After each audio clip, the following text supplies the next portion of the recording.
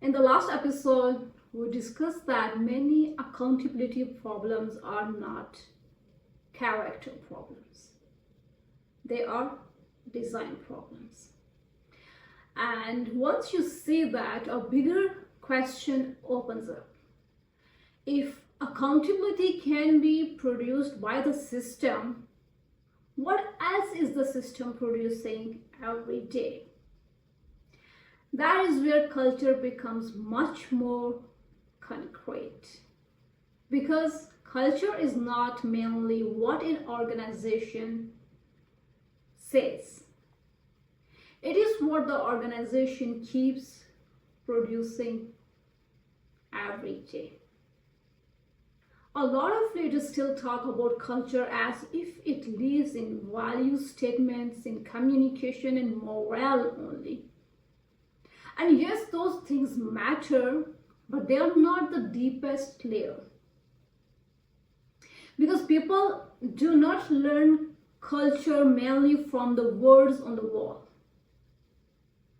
They learn it from the conditions around them, from what gets rewarded, from what gets tolerated, from what gets reinforced, what becomes risky, what becomes normal, from what system makes easy and makes hard at the same time. So when I say culture, I do not mean a program at all. I do not mean a workshop or a motivational campaign. I mean the pattern of behavior the organizational system keeps producing, tolerating, reinforcing, and rewarding. That's the core argument here. Culture is not mainly taught through stated values. It is taught through signals, repeated signals. And the strongest signals are rarely the speeches. They are the operating conditions. Let me make this really practical here. If a company says it values ownership, but every important decision still has to be escalated, what do people learn here? Not ownership. They learn caution. And if a company says it values collaboration, but promotions still go to people who protect local wins, what do people learn here? Not collaboration. They learn politics. If a company says it values openness, but bad news is punished, ignored, or you can say emotionally mishandled, what do people learn?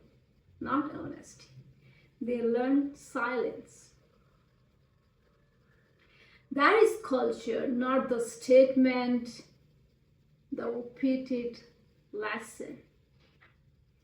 And this is where I think many organizations get the sequence wrong. They start at the level of message. They ask, what culture do we want? What should we communicate? How do we get people buy-in? But if we look deep in, it's all, you should look at asking the questions that system already been teaching people something else every day. It would be great rather than that. It has been teaching them what matters more than what's said, what gets noticed, what gets rewarded, what gets excused, and what gets delayed, what gets escalated. They learn which behavior is safe and which behavior is costly. That is why culture is not abstract, it is behavioral. And behavior is always shaped by conditions. This is where CIPD research also have very helpful, if we look at, which plainly says that reward is there to influence behavior. That's important because it means culture is not only communicated through values. Of course there are values, but they matter when you act on that. It is taught through reinforcement, through who gets promoted, who gets recognized, what gets paid for, what gets overlooked. So this is a serious mechanism, not a soft one. And if we look at ethics guidance of CIPDs, that sharpens that even more. Organizations reinforce expectations through reward systems, through promotion, through behavior assessment, and through consequences when values are not upheld.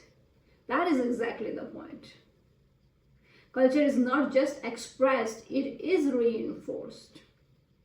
So, if leaders want to understand the real culture, one of the best questions is not what do we say we value. It is what behavior actually gets rewarded here. That question will tell you much more. The second mechanism is conditions, not just rewards, conditions. Because even if people want to behave well, the system still shapes what is possible.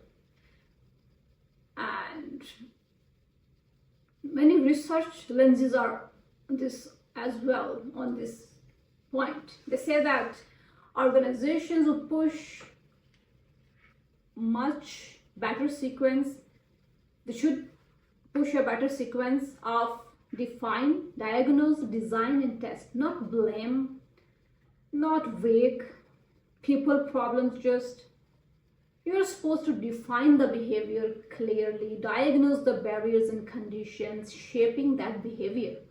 Then, according to that design the right intervention. Then test it. This is a much more serious way to think how to approach it. And that matters because a lot of what gets called a culture issue is really a conditions issue. If work keeps crossing unclear boundaries, people protect themselves. If decision rights are weak, people hesitate. If managers are overloaded and underspotted at the same time, they chase updates instead of building clarity. Teams start fighting quietly. If there is no safe path for raising problems early, people go silent. Then many look at the pattern and say, we have a culture issue. Maybe, but the culture is being produced through conditions. Why you have that issue? That is why I do not separate culture from the system. The system is one of the main ways culture becomes real. How? Through decision conditions, through role clarity, through management behavior, through workflows, through incentives, through tolerances, and through consequences, through what the organization quietly makes necessary. And that brings me to the third mechanism, that is procedures. Because culture doesn't just live in beliefs. It lives in how the organization actually wants. There is a peer-reviewed work in Business Ethics Quarterly that makes this point really well.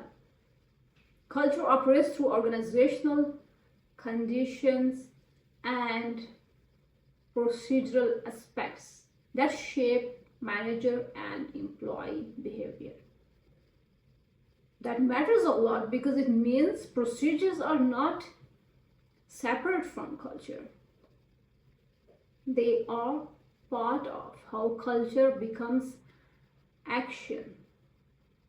So, if your approval process rewards caution, that shapes culture.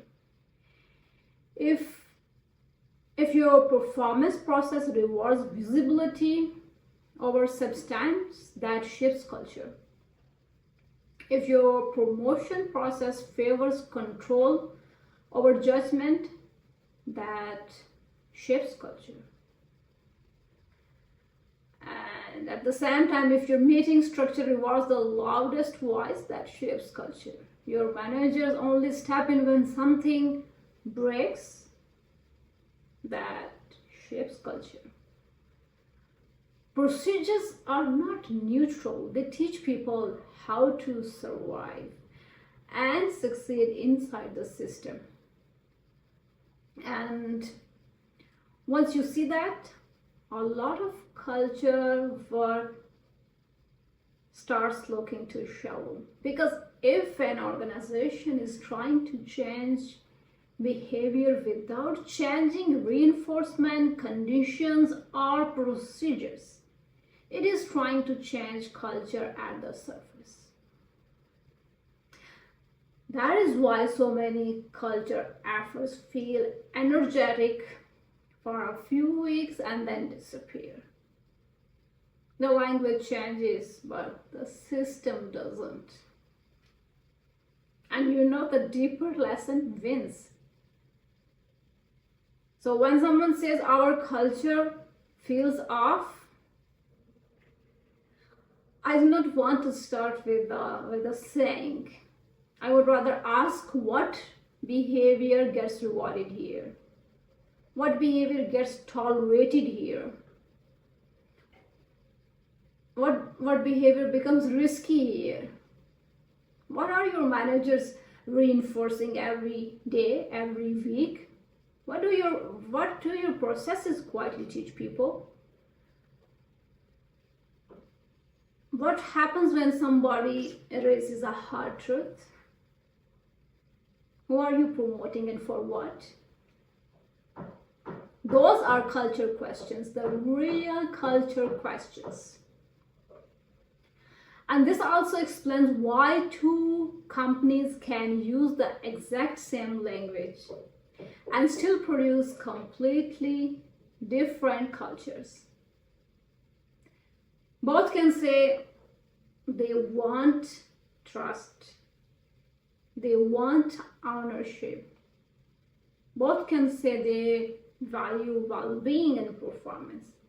But if one organization designs work clearly, distributes authority properly, reinforces the right behavior, and gives managers the conditions to lead, while the other leaves roles blurred, rewards local wins, tolerates delay, and punishes clean risk taking, they will not produce the same culture, because culture doesn't follow language alone. It follows repeated signals.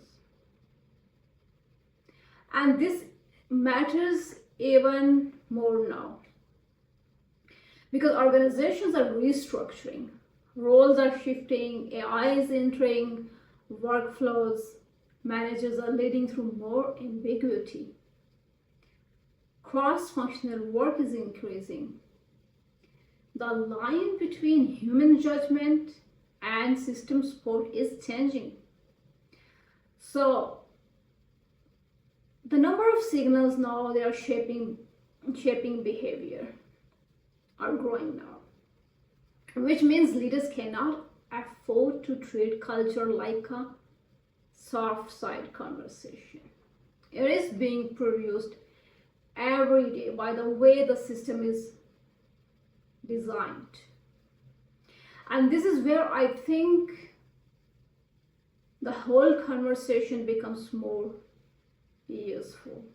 Instead of asking only that, how do we improve culture? Better to ask, what is our system teaching people every day? What it is rewarding, tolerating, reinforcing. Important questions. What is making hard, normal? That question is better. Because now we are no longer talking about aspiration. We are talking about cause. And that is also where hope comes back in. Because if culture is being produced by system, then it means culture is not random. It is not mysterious. And it is not fixed. It can be changed, but not through science, through better design, clearer conditions, better reinforcement, and better procedures. At the same time, better management habits, and having better alignment between what organization says and what the organization actually trains people to do. That is the shift. Culture changes when the system stops producing the old pattern. So when I hear we need to improve the culture, my answer is usually maybe. But first, show me the system. Show me what gets rewarded. Your decision moves. Show me how your managers are behaving and reinforcing, and how your procedures are teaching people what they do every day. Because that is where the culture is really being made. And if those things change, behavior changes with them. Of course, not because people suddenly became more aligned. It changes because the system finally made the right behavior easier, safer, and more normal. That is what I mean when I say culture is not programmed. It is the pattern of behavior the organizational system keeps producing, tolerating, reinforcing, and rewarding. And once you see that clearly, the next question becomes obvious. If culture is being produced by system conditions every day, where do leaders actually leverage those conditions? That is where I would go next, because that takes us into manager capability, performance conditions, and the real design of work. Thank you for listening.